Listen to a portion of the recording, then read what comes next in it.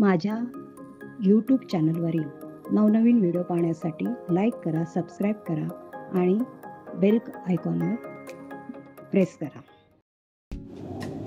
नमस्कार मैत्रिणींनो, मी स्नेहा. तुम्ही माझे भगवद्गीतेचे जे अध्याय ऐकता त्याबद्दल मी तुमचे आभारी आहेच. परंतु आजचा व्हिडिओ जो आहे तो जरा वेगळा आहे. तो माझ्या खास मैत्रिणींसाठी आहे. कमी बोलण्याचे फायदे.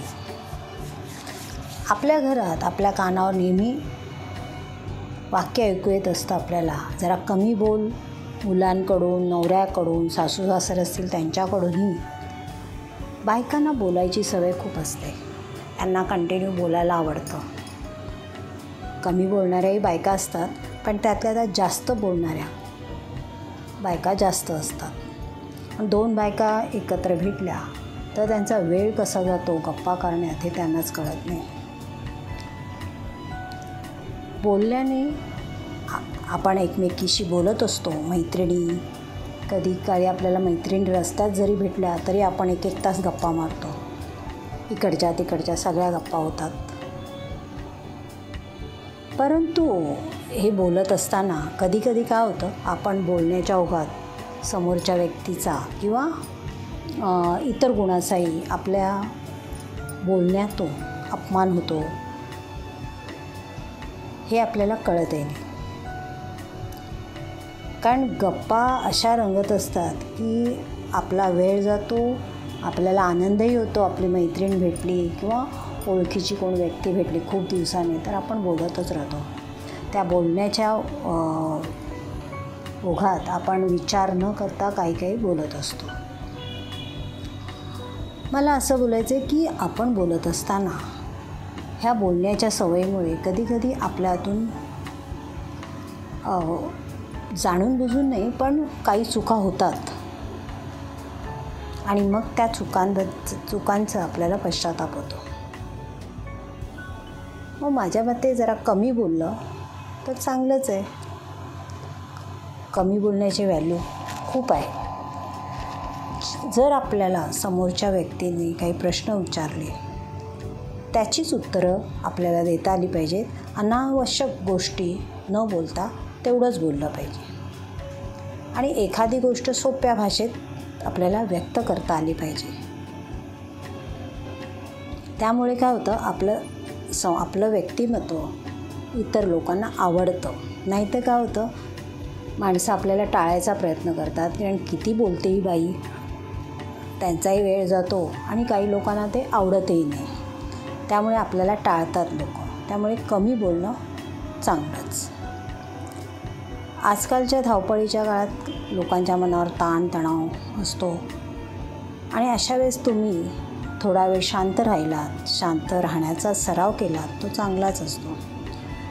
आणि ह्या गोष्टीमुळे, कमी बोलण्याच्या गोष्टीमुळे आपण भांडणापासून दूर राहतो. आपला वेळ जात नाही. आपण इकडच्या तिकडच्या गोष्टी करण्यात आपला वेळ घालवतो. त्यामुळे मेन गोष्ट असते त्यावरचा फोकस आपला निघून जातो. कधी कधी निंदा होते एखाद्याची, आपल्या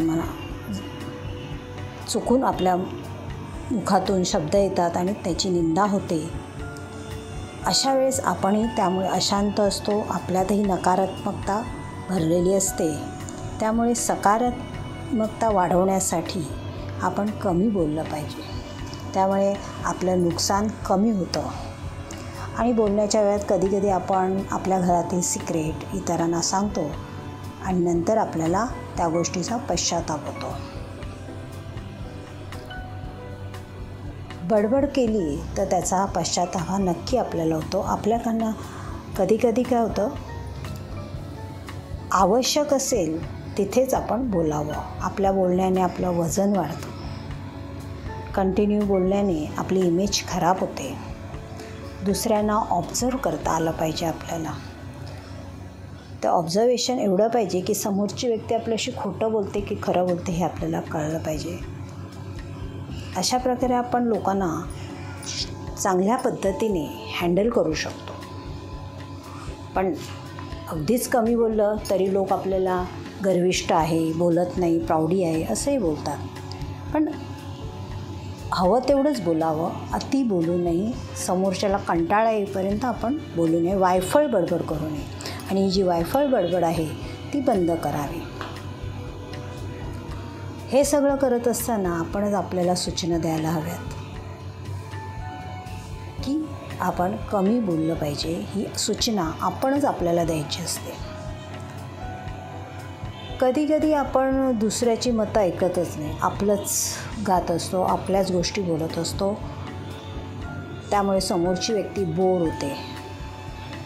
त्यामुळे दुसऱ्याची मतं ऐकून घेतली पाहिजेत आपण आणि ती समजून घेतली पाहिजेत. त्यामुळे आपल्याकडून होणाऱ्या चुका कमी होतात.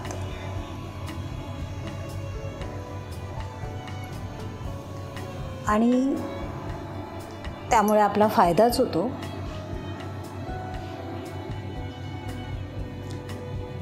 आणि आपल्या चुका करणं हा मनुष्य स्वभावच आहे.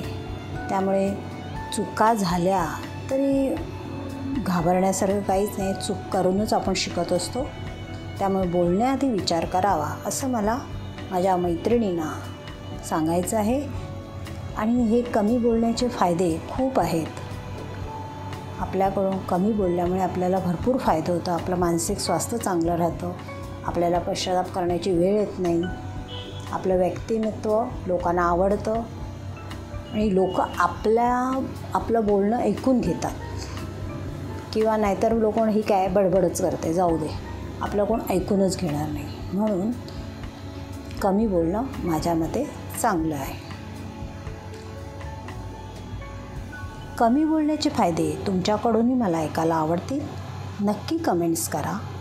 थँक्यू.